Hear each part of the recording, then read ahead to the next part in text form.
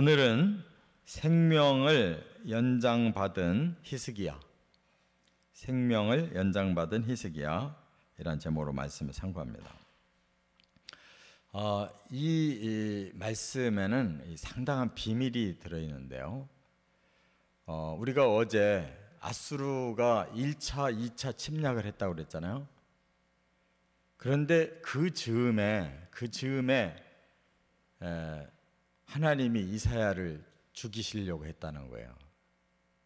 그래서 갑자기 그가 병들어서 이제 죽을 병이라고 이사야가 선언을 했거든요.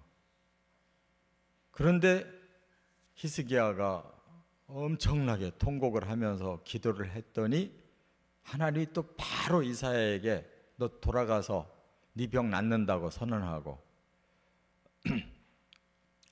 그를 고쳐라 이렇게 말씀을 했거든요. 이것이 이 성경 학자들도 참 굉장히 아주 해석이 힘들어요. 왜냐하면 지금 전쟁 얘기를 지금 18장, 19장 쭉 해놓고 나서 그 다음 20장에 가가지고 이 죽을 병에 대한 얘기를 하기 때문에 이게 도대체 어떻게 된 건가 하고 굉장히 해석이 힘든데 이걸 깊이 들여다보면 하나님 마음을 읽을 수가 있어요. 하나님 마음을. 중요한 거는 하나님이 히스기야를 대단히 귀하게 여기고 크게 쓰시려고 했다는 거예요. 그래서 다윗의 그 이후 다윗을 가장 닮은 사람. 그래서 하나님은 제2의 전성기 다윗 시대를 주시려고 한 거예요. 그런데 지금 나라는 위기예요, 위기. 이미 북이스라엘은 망했고 남유다도 이제 곧 망할 수밖에 없는 그런 상황이에요. 워낙 아수르가 강해가지고. 그러나 바로 위기 때에 영웅이 나는 거 아니겠어요? 그걸 해결하는 영웅이 나타나야 되잖아요. 바로 히스기야가 그럴 조건이 돼 있는 사람이에요. 아주 그 장인 어른과 이사야의 그런 교육을 통해서 그가 아하스 아버지의 그 못된 악한 거를 정반대로 뒤집어서 그는 도전을 받았기 때문에 아주 시작부터 종교개혁을 하고 아주 훌륭했어요. 그러니까 하나님이 다윗같이 쓰겠다고 마음을 먹고 큰 비전을 주시려고 하는데 히스기야가 거기까지 못 따라가는 거예요. 그래서 어떤 실수를 했느냐? 바로 1차 침략을 당했을 때 바로 그냥 항복해버렸어요.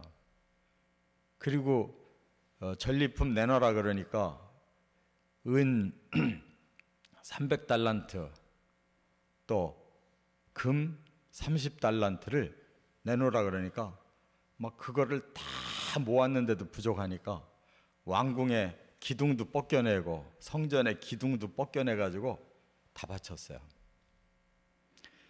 그래서 제가 어제는 그 설교 때 그 액수가 어느 정도인지를 몰랐는데 다시 제가 어제 그걸 계산해 봤어요. 지금 시세로 계산해 보니까 약 금이 663억 원이에요. 663억 원. 은은 100억 원. 그러니까 그 금만 가져간 게 아니잖아요. 그 전국의 46개 성읍을 막 털고 들어오는데 그냥 항복을 했더니 거기다가 금을 663억 원을 내놓고 은을 100억을 내놔라 그래서 그 몽땅 다 뺏긴 거예요. 근데 그 앞에 이사야가 계속 뭐라고 예언했어요? 하나님이 너와 함께하고 이 예루살렘 지킬 거고 너를 쓰실 거다. 계속 그랬잖아요. 근데 이제 전국이 성이 다 무너지고 예루살렘까지 들어올 것 같으니까 그냥 미리 항복한 거거든요. 그래서 하나님이 바로 그때 1차와 2차 사이가 2년 간격이 있습니다. 2년. 1차 그렇게 항복하고 다 바리바리 싸서 보내놓고 바로 병들은 거예요. 하나님 치신 거예요. 그렇기 때문에 이것이 또 새로 살아나는 계기가 돼가지고 2차 때 어떻게 했어요? 어제 말씀에 아주 철저하게 대비했잖아요. 백성들 다 모아놓고 오직 하나님께만 맡겨야 된다 하고 2차 때는 아주 죽기 살기로 싸우려고 단단히 준비를 하고 있었잖아요. 바로 그 1차와 2차를 어제 미리 상고했는데 그 이유가 뭐냐면 그 중간에 이런 사건이 있었기 때문에 100% 돌아섰다는 걸 알 수가 있어요.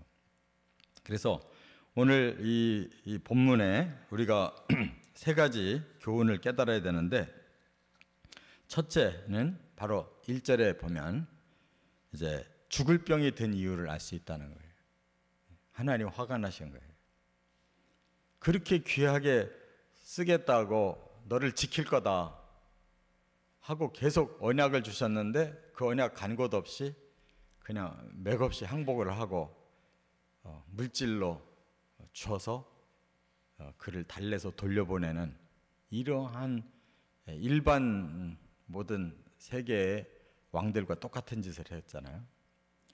그래서 하나님이 갑자기 이 악성 종양을 주신 거예요. 그래서 갑자기 병이 들어가지고 그냥 급성으로 죽게 된 거예요. 나중에 보면 그 낫는데 다른 방법 없었어요. 무화과 나무 그 열매를 뭉쳐가지고 그 종초에다가 얹어서 바로 나섰다 그랬어요. 그러니까 아주 급성 종양이 생긴 거예요. 집을 정리하라 그랬어요. 이 말은 이사야서 38장에도 똑같은 말씀이 나오는데 거기에 보면 너는 네 집에다가 유언해라. 그냥 갑자기 죽을 병에 걸렸으니까 그냥 유언하고 너는 죽는다는 거예요. 그런데 이와 같이 하나님 앞에서 자기의 사명을 깨닫지 못하는 사람, 더 이상 하나님이 두실 의미가 없는 거예요. 그리고 너무 실망하셨고, 그래서 결국은 그 언약을 이행하지 않는 이 히스기야에게 죽음을 선언하셨다 하는 것을 우리가 알 수 있어요. 이처럼 사명이 클수록 그 사명을 잘 감당하면 영광스러워지지만 그 사명을 제대로 감당하지 않고 그걸 모르고 있든지 그걸 미루든지 하면 하나님 그냥 안 놔두시는 거예요. 쓰시는 사람은 크게 쓰든지 아니면 하나님 치시는 것을 볼 수가 있어요. 그 다음에 두 번째 2절부터 5절에 죽을 병에서 살리신 이유가 뭐냐, 그 다음 태도가 중요해요. 히스기야가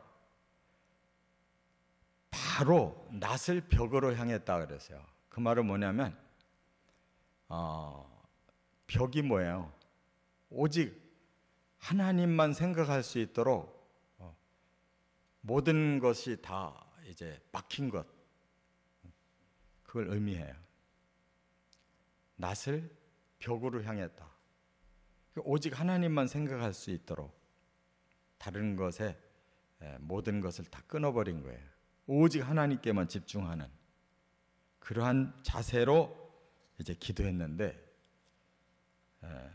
여러분들이 만약에 무슨 급성 암이 걸려가지고 나 3개월밖에 못 산다 그러면은 어떻게 하실래요?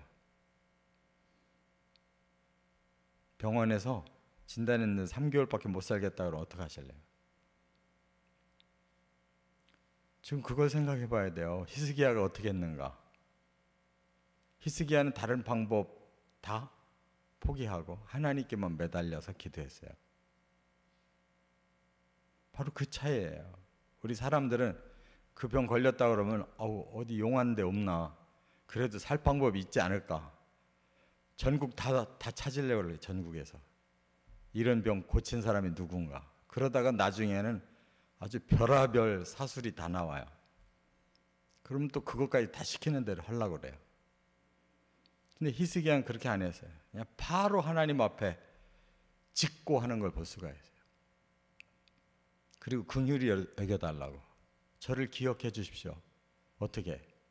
그래도 하나님 위해서 진실하게 이렇게 살으려고 했던 거, 전심을 쏟아서 살으려고 했던 거, 선하게 하나님의 뜻을 이렇게 순종해서 나라를 다스리려고 했던 거, 하나님 그거 좀 귀하게 봐주시고 저를 기억해 주십시오 하고 심하게 통곡 기도를 했다는 거예요.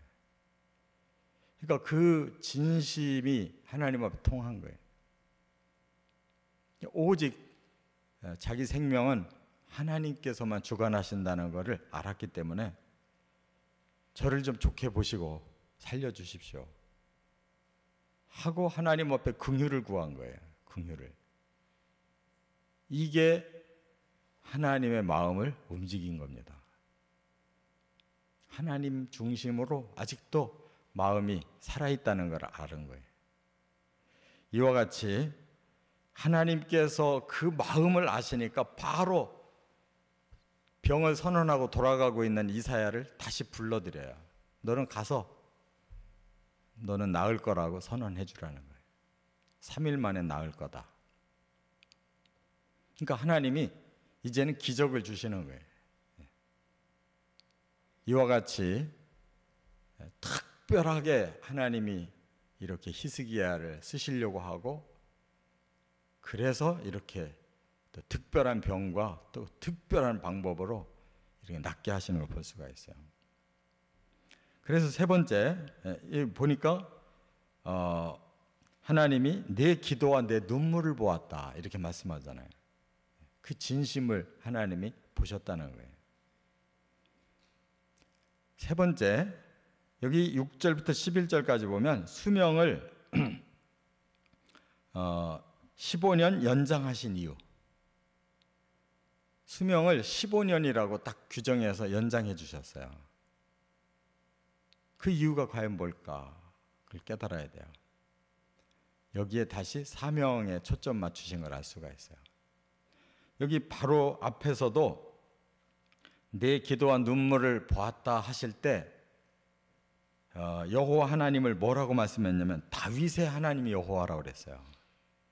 다윗을 떠오르게 만들었어요. 히스기야 보고.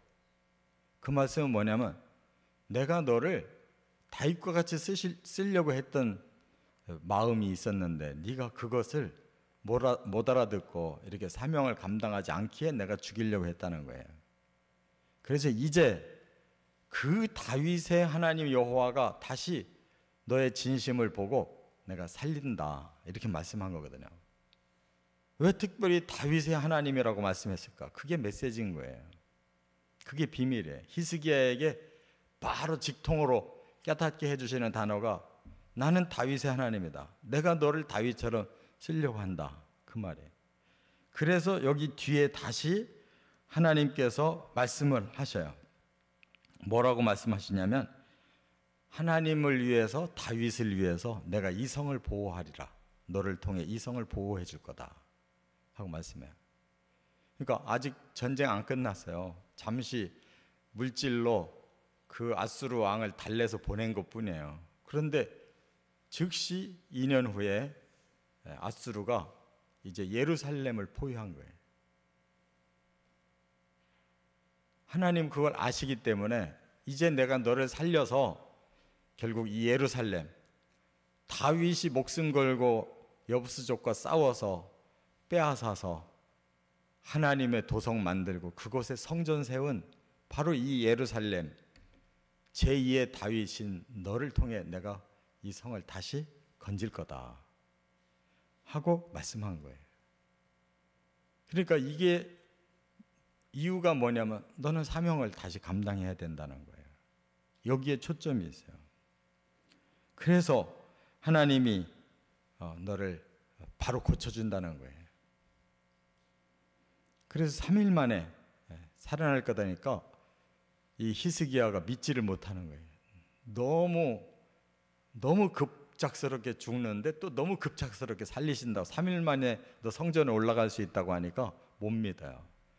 그래서 징표를 좀 보여주십시오 그랬어요. 징표. 근데 어마어마한 징표를 보여주셨어요. 하나님이. 이 해 그림자가 10도를 더 갈 수도 있고 뒤로 물러날 수도 있는 거 보여주겠대요. 그러니까 히스기야가 생각하니까 앞으로 가는 거는 그래도 좀 더 쉬울 것 같은 거예요. 왜냐하면 시간이라는 거 거꾸로 가는 법이 없거든요. 시간을 앞으로만 가지 뒤로 안 가거든 절대. 그러니까 히스기야가 둘 중에 하나를 고르라고 하니까 그렇다면 뒤로 10도 가게 해달라고. 이게 무슨 뜻이에요? 더 불가능한 일을 자기가 징표로 한번 받고 싶은 거예요. 그래서 그 자리에서 아하스 왕이 만들었던 해시계의 그 그림자가 10도가 뒤로 물러난 거예요. 지금 그 징표를 보여주셨어요. 그건 어떤 뜻이 있냐면 이 우주를 움직였다는 뜻이에요. 해와 달이 지금 떠서 정확하게 지금 돌고 있잖아요. 그런데 그걸 거꾸로 다시 돌리셨다는 거예요. 이런 사건이 한 번 또 있었죠. 여호수아가 가나안 정복 전쟁할 때 기브온에서 그냥 조금만 시간이 더 있으면 완전히 멸할 수가 있는데 그게 부족하니까 하나님께 기도하잖아요. 그래서 해가 머무른 적이 있었거든요. 이거는 그거보다 더한 거예요. 뒤로 돌아섰으니까 10도를. 하나님이 그만큼 히스기야를 쓰시겠다는, 내가 너에게 무엇이든지 줘서 내가 너를 쓰겠다라는 약속이에요. 그렇기 때문에 그 시대에 아수르에게 이긴 나라는 이 히스기야밖에 없어요. 모든 나라가 다 정복됐어요. 근데 히스기야 시대에 바로 아수르를 이긴 유일한 사람이 히스기야 왕이에요. 이렇게 놀랍게 하나님은 크게 마음을 먹고 히스기야를 이렇게 축복하고 있는데 히스기야가 거기까지 이르지를 못하니까 이렇게 시시하게 가려다가 다시 하나님 앞에 붙잡힌 거예요. 그의 중심이 하나님께 있었기 때문에 다시 움직인 거예요. 하나님은 오늘 우리들에게 뭘 원하겠어요? 믿으려면 제대로 믿으라는 거예요. 시시하게 믿는 척하고 살지 말고 정말 믿고 하나님 말씀대로 살아보라는 거예요.